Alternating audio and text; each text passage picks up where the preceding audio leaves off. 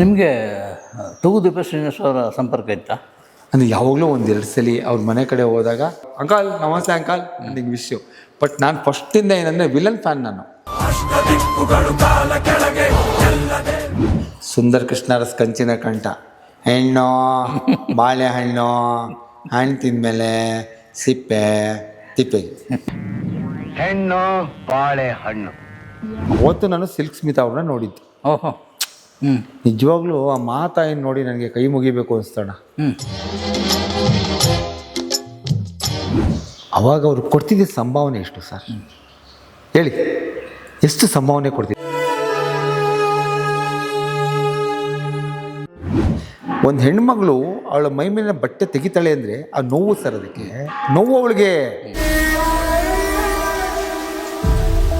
Sir Manjula ಅವರು, ಶಶಿಕಲಾ ಅವರು, ಆಮೇಲೆ ನಮ್ಮ ಸಿಲ್ಕ್ ಸ್ಮಿತಾ ಅವರು, ಕಲ್ಪನಾ ಅವರು ಇವರೆಲ್ಲ ಆತ್ಮಹತ್ಯೆ ಮಾಡ್ಕೊಂಡ್ರಲ್ಲ ಸರ್.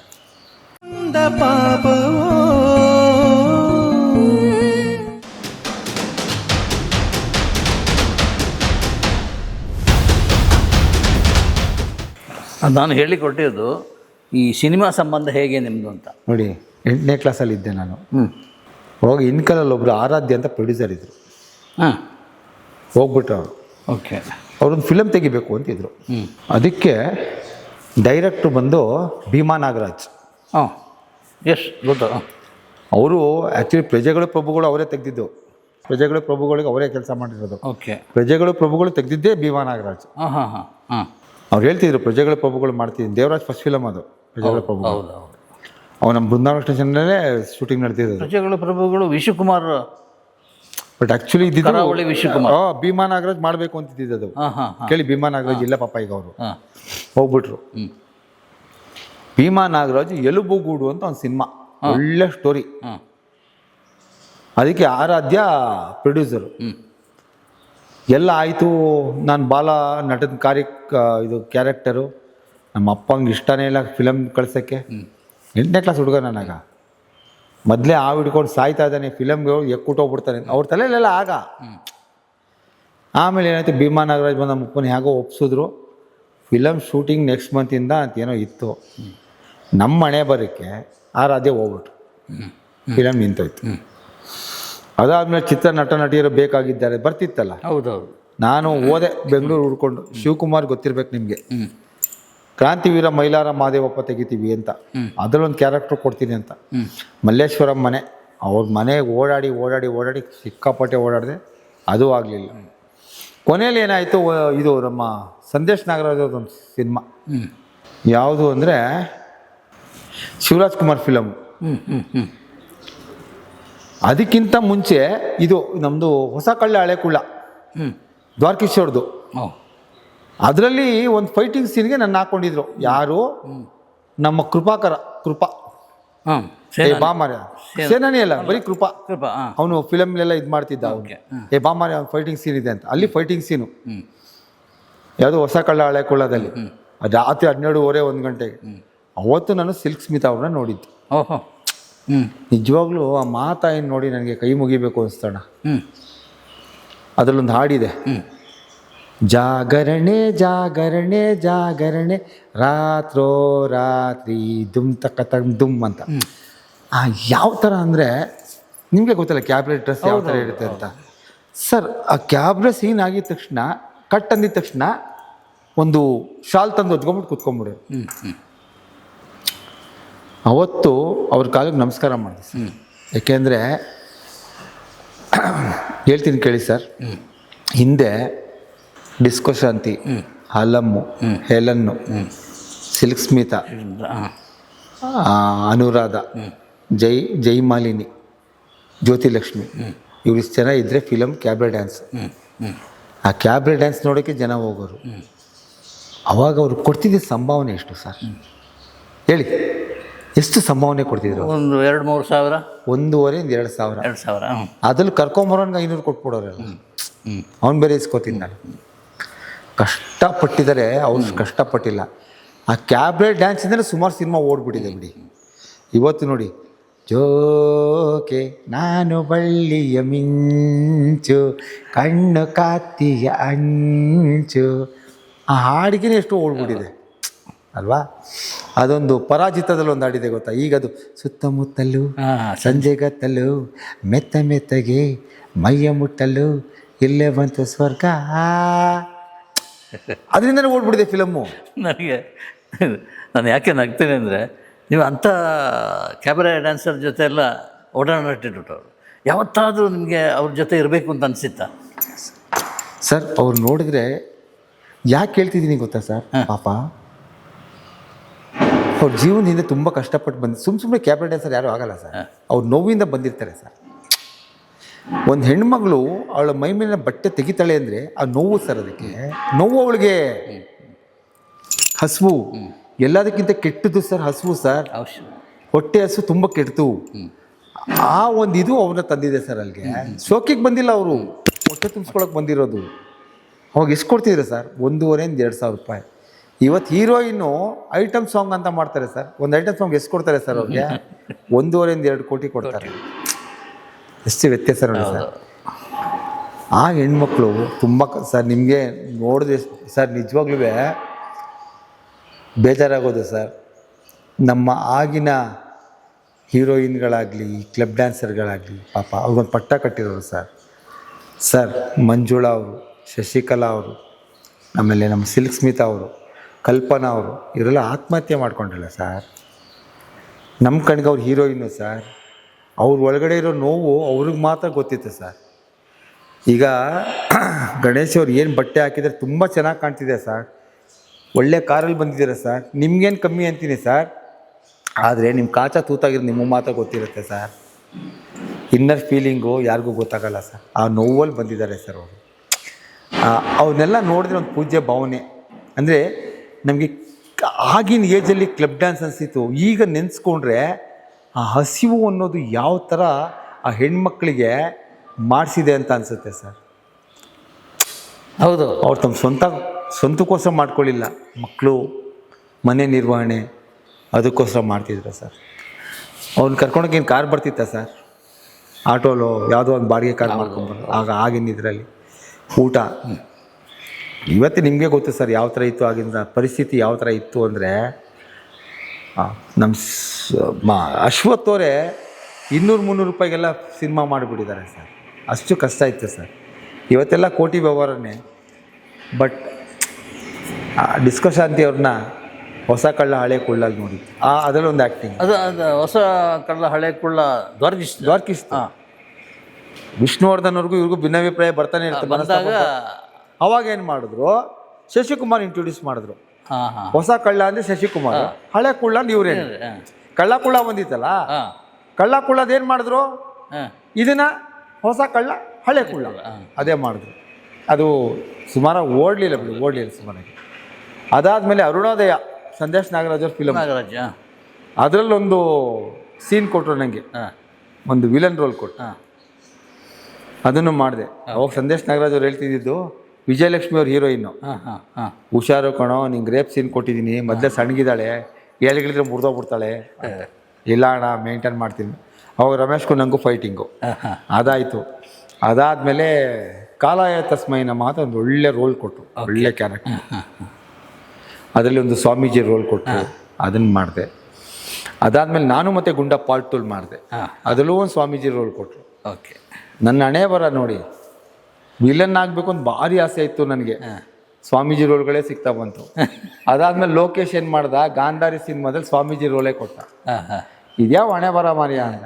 ಈಗ ನೆಕ್ಸ್ಟ್ ಮಂತ್ ಯಾರೋ ಒಬ್ರು ಹೇಳಿದ್ದಾರೆ, ಶಮರೇ ಒಂದು ಕಾಶ್ಮೋರ ಥರ ಫಿಲಮ್ ಮಾಡ್ತಾ ಇದ್ದೀನಿ, ಅದರಲ್ಲೊಂದು ಒಳ್ಳೆ ಸ್ವಾಮೀಜಿ ಕ್ಯಾರೆಕ್ಟರ್ ಮಾಡ್ಬೇಕು ನೀವು, ಅಂದರೆ villain character, Swamiji villain character. ಆಯಿತು ಗುರುಗಳೇ, ಬರ್ತೀನಿ. ಮೈಸೂರಲ್ಲಾದರೆ ಬರ್ತೀನಿ, ಹೊರಗಡೆ ಆದರೆ ಆಗಲ್ಲ, ಯಾಕೆ ನಾನು ಗೋವುಗಳು ಪ್ರಾಣಿಗಳನ್ನ ನೋಡ್ಕೋಬೇಕು. ಈ ಥರ ನಂದು ಸಿನಿಮಾದು ಒಡನಾಟ. ಇವರು ಕರೀಲ್ಲ ಸರ್ KGF ಟೀಮ್ನವರು? KGF ಅವ್ರ ಕಣ್ಗೆ ಯಾಕೋ ನಾವು ಬಿದ್ದಿಲ್ಲ, ಅವ್ರ ಕಣ್ಣಿಗೆ ಮತ್ತೆ ನಮ್ಮ ಶೆಟ್ರ್ ಕಣ್ಣಿಗೆ ಬಿದ್ದಿಲ್ಲ. ಯಾವುದು ನಮ್ಮ ಕಾಂತಾರ ಶೆಟ್ರ್ ಕಣ್ಣಿಗೆ, ಅವ್ರ ಕಣ್ಗೂ ಬಿದ್ದಿಲ್ಲ. ಎಲ್ಲ ಗಡ್ಡದಾರಿಗಳು, ಅವ್ರೆಲ್ಲ ಗಡ್ಡದಾರಿಗಳೇ. ಅದಕ್ಕೆ ಸುಮಾರು ಜನ ನನಗೆ ರೇಗಿಸ್ತಿದ್ರು, KGF ಫೈನಲಲ್ಲಿ ನಿನ್ನೆ ತಗೋಬೋದು ಬಿಳಿಗಡ್ಡ, ಕರಿಗಡ್ಡ ಬಿಳಿಗಡ್ಡ ಆಗೋದು ಅಂತ ರೇಗಿಸ್ತಿದ್ರು. ಇಲ್ಲಿ ಬಿಡಿ ನೋಡೋಣ, ಟೈಮ್ ಬಂದರೆ ಉಳ್ಕೊಂಬರ್ತಾರೆ, ಆ ಟೈಮ್ ಬರಬೇಕು ಅಂತ. ಸೊ ಸುಮಾರು ಸಿನಿಮಾ ಆಫರ್ ಬರುತ್ತೆ, ಅದೇ ಬೆಂಗಳೂರಿಗೆ ಬನ್ನಿ ಶೂಟಿಂಗಿಗೆ ಅಂತಾರೆ, ಇಲ್ಲಿ ಬಿಟ್ಟು ಬರೋಕ್ಕಾಗಲ್ಲ, ನಿಮಗೆ ಗೊತ್ತಲ್ಲ, ನನ್ನ ಸಂಸಾರ ದೊಡ್ಡದು. ಇಲ್ಲಿ ಮೈಸೂರಲ್ಲಿ ಒಂದು ಸುಮಾರು ಒಂದು 25 ಮಂದಿ ಕಲಾವಿದರು ಜಾಸ್ತಿ ಜಾಸ್ತಿ ಇದ್ದಾರೆ ಮಂಡ್ಯ ರಮೇಶು, ಹಾಂ ನಮ್ಮ ನಟನ ಅಶ್ವಥ್ ಇದ್ದವರು, ಅಶ್ವತ್ತು, ಚೇತನ್ ರಾಮರಾವ್, ನಮ್ಮ ಇವನು ಶಿವಾಜಿರಾವ್ ಜಾಧವ್ ಅವನಿದ್ದಾನೆ. ಆಮೇಲೆ ಎಂ ಪಿ ಶಂಕರ್, ದರ್ಶನ್ ಅವ್ರದ್ದು ಮೈಸೂರೇ ತಾನೆ. ಹೌದು, ದರ್ಶನ್ ಅವರು ಮೈಸೂರೇ. ತುಗುದೀಪ್ ಶ್ರೀನಿವಾಸ ಎಲ್ಲ ಇಲ್ಲೇ ಮೈಸೂರವರೇ, ಎಲ್ಲ ಮೈಸೂರೇ. ಇವರ ಮನೆಯಲ್ಲಿ ಹಾವು ಇರಲಿಲ್ವಾ? ನಾನು ದರ್ಶನ್ ಅವ್ರ ಮನೆ ಹಾವು ಹಿಡಿದಿಲ್ಲ ನಾನು. ದರ್ಶನ್ ಅವ್ರ ಮನೆ ಲೈನಲ್ಲಿ ದೇವರಾಜ್ ಅಂತ ನಮ್ಮ ಇವರಿದ್ದಾರೆ, ನಮ್ಮ ಗೋವಿಂದರಾಜ್ ಅವ್ರ ತಮ್ಮ ದೇವರಾಜ್, ಕೋತರಾಜ್ ಅವ್ರ ಫ್ಯಾಮಿಲಿ, ಅವ್ರ ಮನೇಲಿ ಒಂದು ನಾಗರಾವ್ಗಳು ಬಂದಿತ್ತು, ಅದು ಹಿಡಿದೀನಿ. ಅದು ಪಕ್ಕದಲ್ಲ ಅಲ್ಲಿ 4ನೇ ಮನೆ 5ನೇ ಮನೆನೂ ನಮ್ಮ ದರ್ಶನ್ ಅವ್ರ ಮನೆ ಇದ್ದಿತ್ತು, ಸಿದ್ಧಾರ್ಥ ಲೇಔಟ್. ಸೊ ದರ್ಶನ್ ಅವ್ರ ಮನೆಗೆ ಹಾವು ಬಂದಿಲ್ಲ. ಚೇತನ್ ರಾಮ್ರವ್ರ ಮನೆಗೆ ಬಂದಿದೆ, ಎಂ ಪಿ ಶಂಕರ್ ಅವ್ರ ಮನೆಗೆ ಬಂದಿದೆ, ಅಶ್ವಥ್ ಅವ್ರ ಮನೆಗೆ ಬಂದಿದೆ, ಜಾದೂನ್ ಮನೆಗೆ ಬಂದಿದೆ, ಮಂಡ್ಯ ರಮೇಶ್ ನಟನದಲ್ಲೂ ಹಾವು ಬಂದಿದೆ. ಆಲ್ಮೋಸ್ಟ್ ಅಲ್ಲಿ ಚಿತ್ರರಂಗದ ಎಲ್ಲರ ಮನೆಗೆ ಹಾವು ಬಂದಿದೆ. ಬಟ್ ಎಂ ಪಿ ಶಂಕರ್ ಅವರಂತೂ ನನ್ನ ಕಂಡೆ ಭಾರಿ ಪ್ರಾಣ ಅವ್ರಿಗೆ. ನಮ್ಮದು ಅವ್ರದ್ದು ಬಾಂಧವ್ಯ ಕಾಡಿನ ಸ್ನೇಹಿತರಲ್ವ? ಹೌದು, ಕಾಡಿನ ಸ್ನೇಹಿತರು. ಇವತ್ತೇನನ್ನ ಎಂ ಪಿ ಶಂಕರ್ ಅವರು ಗಂಧದ ಗುಡಿ ಮೃಗಾಲಯ ತೆಗಿಬೇಕು ಅಂದ್ರೆ ಆಗ್ತಿರ್ಲಿಲ್ಲ. ಯಾಕೆಂದರೆ ವೈಲ್ಡ್ ಲೈಫ್ ಆ್ಯಕ್ಟ್ ಅಷ್ಟು ಸ್ಟ್ರಾಂಗ್ ಆಗಿದೆ, ಆಗ್ತಿರ್ಲಿಲ್ಲ. ಅವಾಗ ಒಂದು ಜನಕ್ಕೆ ಒಂದು ಒಳ್ಳೆ ಸಿನಿಮಾ ಕೊಟ್ಟಿದ್ದಾರೆ ನೋಡಿ. ಅವ್ರಿಗೆ ರಾಜ್ಯೋತ್ಸವ ಪ್ರಶಸ್ತಿ ಗಂಧದ ಗುಡಿ ತೆಗೆದಾಗಲೇ ಬರಬೇಕಿತ್ತು, ತುಂಬ ಲೇಟ್ ಆಗಿ. ಹೌದು ಹೌದು, ತುಂಬ ಬೇಜಾರಾಗಿದ್ದೇನು ಗೊತ್ತಾ, ಉಮೇಶ್ ಮೊನ್ನೆ ಹೋಗ್ಬಿಟ್ರಲ್ಲ, ಹಾಸ್ಯ ಕಲಾವಿದರು. ಅವರು ಬಾಲ ಕಲಾವಿದ ಅವರು. ಹೌದು, ಅವ್ರದ್ದೊಂದು ಸಿನಿಮಾ, ಮೊದಲನೇ ಸಿನಿಮಾ ಯಾವುದು ಅಂದರೆ ತುಂಬ ಚೆನ್ನಾಗಿದೆ ಅದ್ರ ಹೆಸರು. ಆ ಸಿನಿಮಾದಲ್ಲೇ ಬಾಲನಾಯಕ ನಟ ಅವರು. 2010ರಲ್ಲಿ ಸಿಗುತ್ತೆ ಅವ್ರಿಗೆ, ನನ್ನ ಜೊತೆ ಸಿಗುತ್ತೆ ಅವ್ರಿಗೆ ರಾಜ್ಯೋತ್ಸವ ಪ್ರಶಸ್ತಿ. ಅವ್ರಿಗೆ, ರವಿಚಂದ್ರನ್ಗೆ, ನನಗೆ ಎಲ್ಲ ಒಟ್ಟಿಗೆ ಸಿಗುತ್ತೆ. ನಾನು ಅನ್ಕೋತಿದ್ದೆ ಇವ್ರಿಗೆಲ್ಲ ಅವಾಗಲೇ ಬರಬೇಕಿತ್ತಲ್ಲ, ಇಷ್ಟು ಲೇಟಾಗಿ ಗುರುತಿಸಿದಾರಲ್ಲ ನೋಡಿ. ಟೈಮ್ ನಮ್ಮಲ್ಲಿ ಹೇಗೆ ಅಂದರೆ ಒಳ್ಳೆಯವ್ರನ್ನ ಗುರ್ಸೋದು ತುಂಬ ಕಮ್ಮಿ. ಇದು ನ್ಯಾಷನಲ್ ಪದ್ಮಶ್ರೀ ಅದ್ಯಾವುದು ಯಾರಿಗೆ ಬರಲಿಲ್ಲ? ಇಲ್ಲ, ಇನ್ನೂ ಬಂದಿಲ್ಲ. ನೋಡ್ಬೇಕು ಯಾವಾಗ. ಅದಕ್ಕೇನು ಪ್ರಯತ್ನ ಪಡಬೇಕಾ? ಅಂದರೆ ಅಪ್ಲಿಕೇಶನ್ಗಳು ಹಾಕಬೇಕಾಗತ್ತೆ. ನಮ್ಮ ದೇಶದಲ್ಲಿ ಒಂದು ಪರಿಸ್ಥಿತಿ, ನಮ್ಮ ಕಾಲಿಗೆ ನಾವೇ ನಮಸ್ಕಾರ ಮಾಡ್ಕೋಬೇಕು. ನಾನು ಒಬ್ಬ ಇದ್ದೀನಿ ಸ್ವಾಮಿ, ಈ ಥರ ಕೆಲಸ ಮಾಡಿದ್ದೀನಿ ನೋಡಿ ಸ್ವಾಮಿ ಅಂತ ನನ್ನ ಕಾಲಿಗೆ ನಾನೇ ಬೆಂತಟ್ಕೋಬೇಕು. ಆ್ಯಕ್ಚುಲಾಗಿ ಅದು ಯಾವ ಥರ ಮಾಡಬೇಕು ಅಂದರೆ, ಆ ಏರಿಯಾ DC ಯಾರ್ಯಾರು ಕೆಲಸ ಮಾಡ್ತೀವಿ ಅಂತ ಕಳಿಸಿ, ಯಾರ್ಯಾರು ಗುರ್ತಿಸ್ಬೇಕು, ಅವ್ರು ಗುರ್ತಿಸಿ ಅವ್ರು ಇಲ್ಲಿಂದ ಒಂದು ಲೆಟರ್ ಹಾಕ್ಬೇಕು, ಈ ಥರ ಇಂಥ ಕೆಲಸ ಮಾಡ್ತಿದ್ದಾರೆ, ಇಷ್ಟು ವರ್ಷದಿಂದ ಮಾಡ್ತಿದ್ದಾರೆ. ಬಟ್ ನಂಗೊಂದು ಖುಷಿಯಾದ ವಿಷಯ ಏನಂದರೆ, ಈಗ ಬರ್ತಿರ್ತಕ್ಕಂಥ ಪದ್ಮಶ್ರೀ ಪದ್ಮಭೂಷಣ ಎಲ್ಲ ಯಾರು ನಿಜವಾಗಲೂ ಕೆಲಸ ಮಾಡ್ತಿದ್ದಾರೆ. ಸೂಲಗಿತ್ತಿ, ಸಾಲುಮರ ತಿಮ್ಮಕ್ಕ, ಈ ಥರ ಮೊನ್ನೆ ಯಾರೊಬ್ರು ಹೆಣ ಹೂಳ್ತಾ ಇದ್ರು ಅಂತ ಒಬ್ಬರು, ಅವ್ರಿಗೆ ಈಗ ಪದ್ಮಶ್ರೀ ಸಿಕ್ಕಿದೆ. ಇವಾಗ ಯಾರು ಕಷ್ಟಪಟ್ಟಿದ್ದಾರೆ ಇಂಥವ್ರನ್ನ ಗುರುತಿಸಿ ಕೊಡ್ತಾರೆ. ಅದೊಂದು ಖುಷಿಯಾದ ವಿಷಯ. ನಿಮಗೆ ತುಗುದೀಪ ಶ್ರೀನಿವಾಸ ಅವರ ಸಂಪರ್ಕ ಇತ್ತಾ? ಅಂದರೆ ಯಾವಾಗಲೂ 1-2 ಸಲ ಅವ್ರ ಮನೆ ಕಡೆ ಹೋದಾಗ. ಮನೆಗೆ ಹೋಗಿದ್ರಾ? ಅವ್ರ ಮನೆ ಕಡೆ ಹೋದಾಗ ಹೆಸರು ಏನೋ ಇದೆ, ಮನೆ ಹೆಸರು ಬಂದು ಮುಪಾಕೃಪ ಅಂತ ಮನೆ ಹೆಸರು. ಅವ್ರ ಮನೆ ಮುಂದೆ ಹೋಗಿ ಈಚೆ ಕೂತಿರುವಾಗ, ಅಂಕಲ್ ನಮಸ್ತೆ ಅಂಕಲ್ ನಿಂಗೆ ವಿಷಯ. ಬಟ್ ನಾನು ಫಸ್ಟಿಂದ ಏನಂದರೆ ವಿಲನ್ ಫ್ಯಾನ್. ನಾನು ವಿಲನ್ಗಳ ಫ್ಯಾನು ಸರ್. ಆಗಿನ ಒಂದು ಸಿನಿಮಾದಲ್ಲಿ 5 ಜನ ವಿಲನ್ ಇರಲೇಬೇಕು, 4-5 ಜನ ವಿಲನ್ ಇರಲೇಬೇಕು. ಆ ವಿಲನ್ಗಳು ಹೊಡೆದಾಟ ಆಗಬೇಕು, ಕೊನೆ ವಿಲನ್ ಹುಡ್ಕೋಬೇಕು, ಅವ್ರಿಗೆ ಹೀರೋಗೆ ಹೊಡೆದಾಟ ಆಗಬೇಕು, ಕೊನೆಯಲ್ಲಿ ಪೊಲೀಸರು ಬಂದು ಡಿಶು ಅಂತ ಆ ವಿಲನ್ ಎತ್ಕೊಳೋದು. ಆ ಥರ ಸಿನಿಮಾಗಳಿದ್ದಿದ್ದಾಗ ಸರ್, ಅವತ್ತಿನ ವಿಲನ್ ಅಂದರೆ KD ನಾಗಪ್ಪ ಸರ್. ಅವ್ರು ಬರ್ತಿದ್ರೆ ಹೆಂಗಸರು ಎದುರುಕೊಳ್ಳೋರು. ವಜ್ರಮುನಿ, ಪ್ರಚಂಡ ರಾವಣ ನೋಡಬೇಕು ವಜ್ರಮುನಿ ಅವ್ರದ್ದು. ತುಗುದೀಪ ಶ್ರೀನಿವಾಸ್, ಶಕ್ತಿ ಪ್ರಸಾದ್. ಇವತ್ತೇನೋ ದಿನೇಶ್ನ ಹಾಸ್ಯ ನಟನಾಗಿ ನೋಡ್ತಾರೆ. ದಿನೇಶ್ ಒಂದು ಕಾಲದಲ್ಲಿ ವಿಲನ್. ಟೈಗರ್ ಪ್ರಭಾಕರ್, ದೊಡ್ಡಣ್ಣ, ಇವರೆಲ್ಲ ವಿಲನ್ಗಳೇ. ಸುಂದರ್ ಕೃಷ್ಣರಸ್ ಕಂಚಿನ ಕಂಠ, ಹೆಣ್ಣು ಬಾಳೆಹಣ್ಣು, ಹಣ್ಣು ತಿಂದಮೇಲೆ ಸಿಪ್ಪೆ ತಿಪ್ಪೆ, ಅದವ್ರಿಗೆ ಬರುತ್ತೆ. ಯಾರು ಅದು ವಜ್ರಮುನಿಯವರು. ಅವರು ಗ್ರಾಚಾರ ಕೆಟ್ಟರೆ ಎಕಡ ಕೂಡ ನಿಂತ್ಕೊಂಡು ಮಾತಾಡ್ತವೆ, ಆ ಥರ ಡೈಲಾಗ್ಗಳು, ಪಂಚು. ಸರ್ ಇವತ್ತು ತುಂಬ ಈಸಿ ಸರ್ ಸಿನಿಮಾ ತೆಗಿಯೋದು, ಅವಾಗ ತುಂಬ ಕಷ್ಟ ಇತ್ತು ಸರ್. ಆಗಿನ ಸಿನಿಮಾದಲ್ಲಿ ಯಾವ ಥರ ಅಂದರೆ, ಪ್ರಚಂಡ ರಾವಣ, ಡಾಕ್ಟರ್ ರಾಜ್ಕುಮಾರ್ ಅವ್ರದ್ದು ಭಕ್ತ ಪ್ರಹ್ಲಾದ, ಭಕ್ತ ಕುಂಬಾರ, ಆಮೇಲೆ ಬಬ್ರುವಾಹನ, ಒಂದೊಂದು 2-2 ಪೇಜ್ ಡೈಲಾಗು. ವಿಷ್ಣುವರ್ಧನ್ ದೇವಾದಲ್ಲಿ ಒಂದು ಏಕಪಾತ್ರ ಅಭಿನಯ ಮಾಡ್ತಾರೆ ವಿಷ್ಣುವರ್ಧನ್ ಅವರು, ಆ ಡೈಲಾಗು ಅದೆಲ್ಲ ಕಂಟಿನ್ಯೂಸ್ ಆಗಿ ಹೇಳಬೇಕು, ಮಧ್ಯೆ ಕಟ್ ಮಾಡೋಂಗಿಲ್ಲ.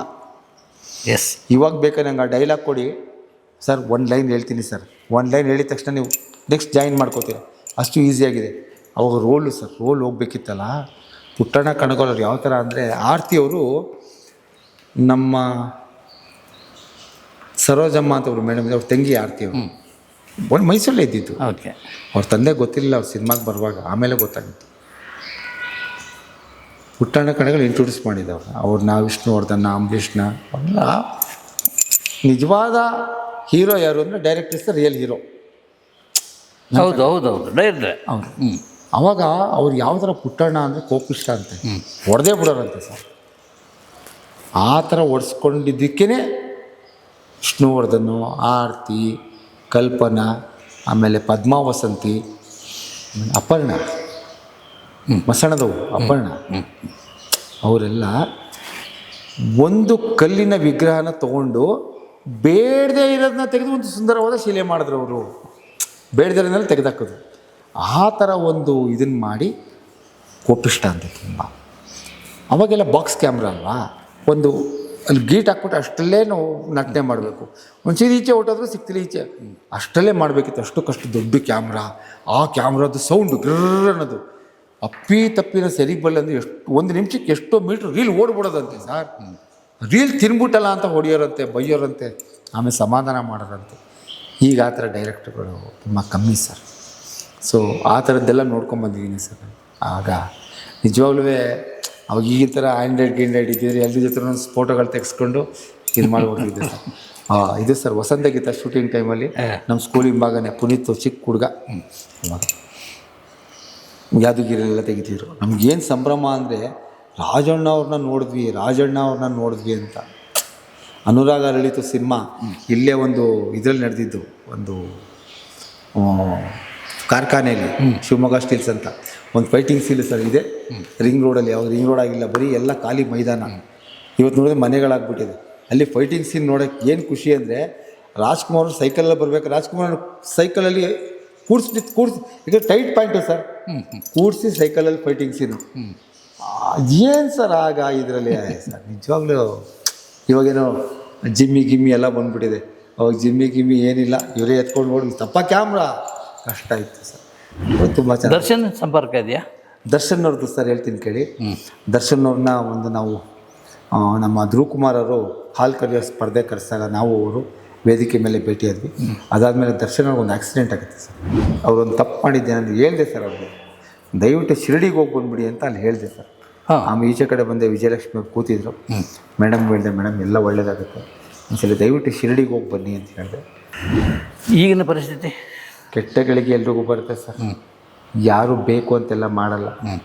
ನಿಮ್ಮ ಒಂದು ಟೈಮ್, ಜಾತಕದಲ್ಲಿ ಗ್ರಹಗತಿಗಳು ಕೆಲವರು ನಂಬಲ್ಲ, ಆಗುತ್ತದು. ರಾಹುಕೇತು ದೋಷ ಬಂದಾಗ